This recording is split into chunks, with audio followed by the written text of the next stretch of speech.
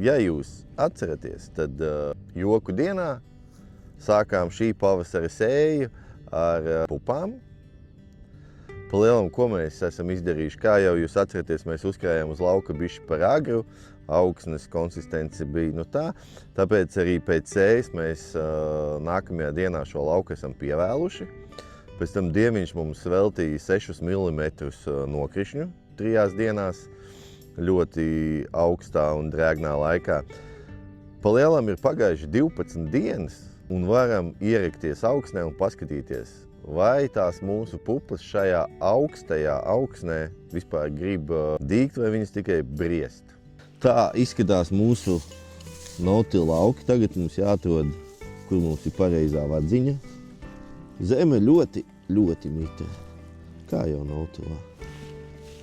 Pa mitrumu mēs pagaidām nevaram baigi pārdzīvot. Eku māziņš asniņš. Negrib viņu šajā augstajā augsnē baigi augt.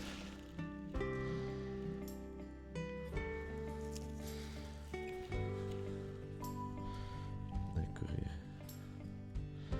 Pa 12 dienām augstā zemē, kaut ko dzen. Mēs jau sējam tikai un vienīgi ar Novag T-Force 650 vai 750. Te ir slots. Šķirne mums te ir boksers un 45 augu uz kvadrātmetru. Šogad nolēmām nedaudz samazināt izsejas normu salīdzinot ar citiem gadiem. Skatīsimies, vai šim gadam tas bija pareizais lēmums, jo sola jau sausu gadu. Bet, skatīsimies.